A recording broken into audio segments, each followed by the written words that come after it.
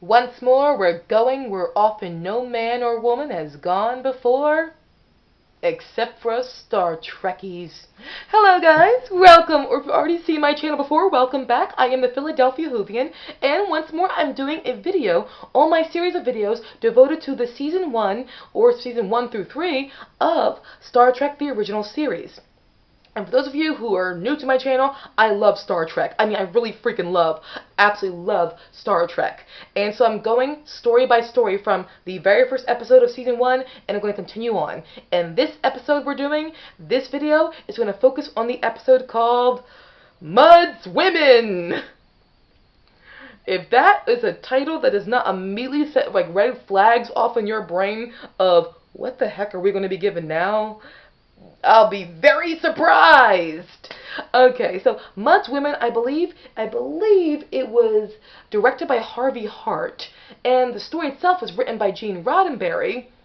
However, let me think. Gosh, I got a brain like a leaky cauldron. Hang on. I think even though story was by Gene Roddenberry, the story was written by Stephen Kendall, but correct me below if in case I'm very incorrect. So what's the plot line to Star Trek Mudd's Women? Well, the Enterprise, led by Captain Kirk, is now chasing after this ship that does not have a flight plan and that was not responding to its messages. They chase after it. It runs out of gas, runs out of fuel, caught dead in middle space, and it's right in the middle of like an asteroid shower. So the Starship Enterprise, Captain Kirk, he orders to have all of the people teleported over from that ship onto the Enterprise. The first one is a man named Harry Mudd, hence Mudd's Women, and he is a trader. He is a man who literally trades in his cargo. In this particular instance, and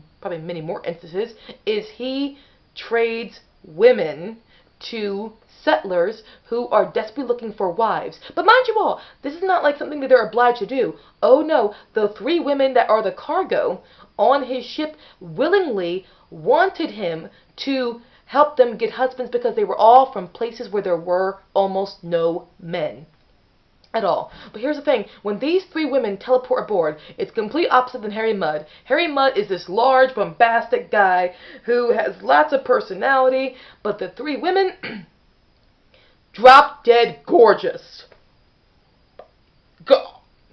Like, really, I mean, if some people watch these women, if you're a guy and you're hetero and you did not think at least one of those women were attractive, I am amazed. I mean, I'm really amazed. Oh my God, I'm amazed. Oh my God, I'm amazed. Do you notice that I'm actually amazed? Yes. I would be very amazed. Amazed.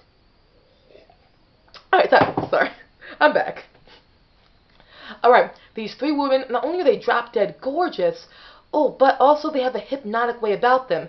And something that McCoy even said, he said after he was hypnotized by the women, all the men on the crew are, he said, but are they really more beautiful than any other woman you've ever seen? Or are they beautiful because they feel beautiful, they think beautiful, they radiate beautiful, so because of that, we are amazed and hypnotized by them. But it's not just that. It turns out that Harry Mudd, gave each woman a pill to make her more attractive. But of course the effects can and will eventually wear off. Now, here's what also happens though. Because of the situation they were going on when they were transferring Harry Mudd and his crew to the Enterprise, their own engines got damaged. They need selenium crystals to help their ship again, or they'll be dead in the air. They need crystals. So they come across an area where there are miners that mine these crystals. Harry Mudd sees this as his opportunity because the truth is, Harry Mudd was in violation of many things. One, for traveling throughout the galaxy with no starship plan, as well as traveling throughout the galaxy and not letting people know he was traveling in an unregistered vessel, so that apparently accidents can happen, I guess. You know, think of this space in Star Trek, but also with Doctor Who and many other sci-fi shows, is you must have a flight plan so that when you are traveling, there's no way you can be in danger of coming in contact or colliding into another ship.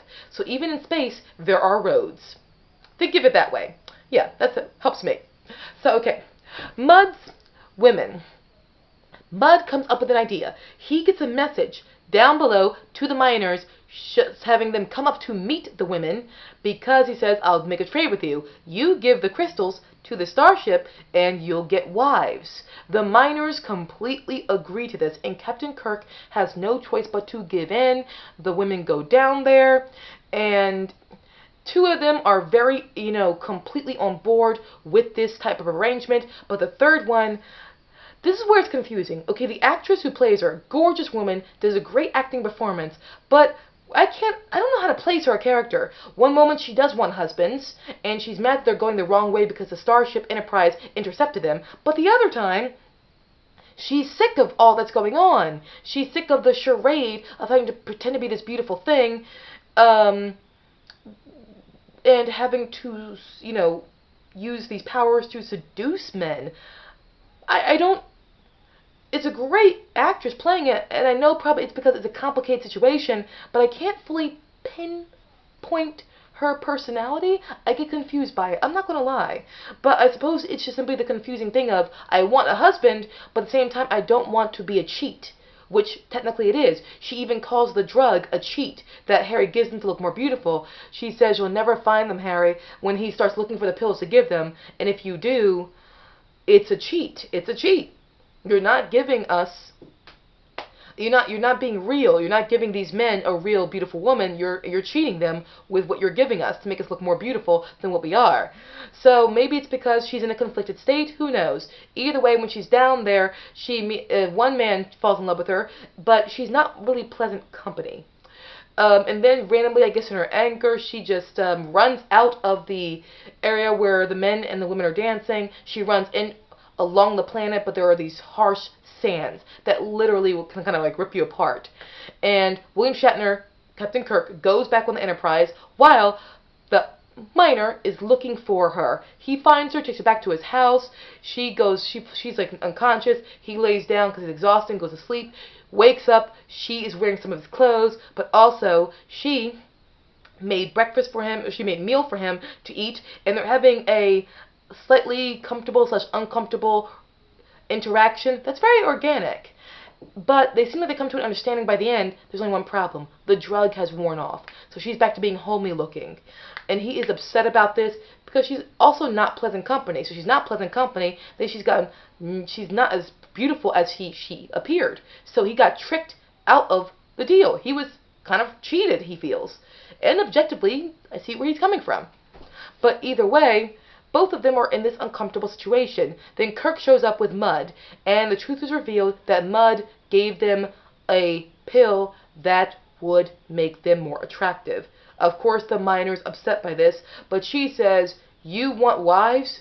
You want a wife? Hang on, my phone's ringing. Oh, it's my friend. Hello, friend. I have some news. I'll call you back very soon. I'm doing a YouTube video on Star Trek. I'll call you back very soon, I promise. Love you. Bye.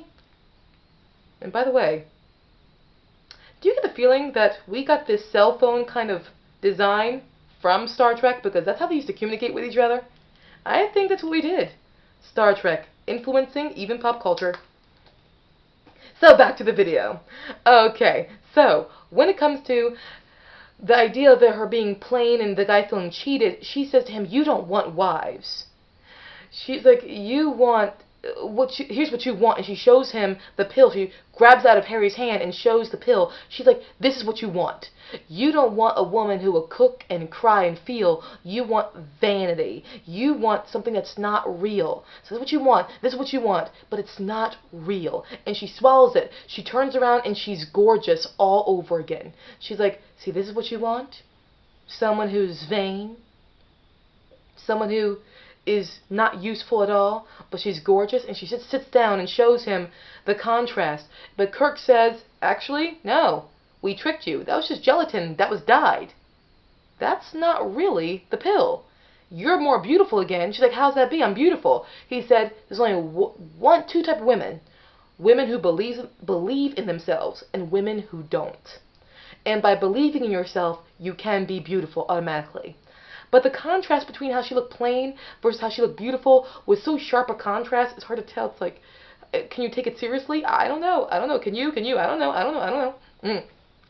But either way, there was a good message to it, which is beauty actually is stemmed from confidence in yourself. And in many ways, that is kind of true. You know, sometimes a lot of us are not plain looking. We just feel plain. We think we're plain, so we are plain. Ultimately, that is a good message to put out there. But when it comes to Mud's Women, I admit it's my least favorite episode of the show so far, and I see why people, because I'm just getting the feeling that people do not like this episode very much. I can see why, but I will not deny that it gets better over a couple watchings. Like, once you get used to it, you're like, oh, okay, that's what it is. It's all good. No problem. No worries. It's all good. And the pain of it, the sting of it, gets less and less. But it's definitely not one of my favorite episodes of the season, and definitely not one of my favorite episodes of the show. It's got some good messages there, and I can tolerate watching it because it's fun to watch in some ways, especially when you watch Spock's reaction to the women and the men as they're watching the women. Because Spock is completely immune to their charms, but all the men are fawning over these women. And Spock just looks so amused at all of this. And I just love the looks he gives during it. And the actresses, especially the lead actress who plays the lead character when it comes to the three women, they gave great performances. Especially, again, the lead actress. She did a very good job and was very beautiful. All three of them were very drop-dead gorgeous, so hey, something for everyone, I suppose, in this episode. But even though that happens, I will never deny, definitely not my favorite episode. Thank you guys so much for watching. I hope to see you again very soon. And again, have you seen Mud's Women? Have you not? Let me know in the comment section. That's what I am definitely here for. Just to be let known. So guys, thank you so very much. Talk to you again very soon with another episode or another video on another Star Trek story. Bye guys!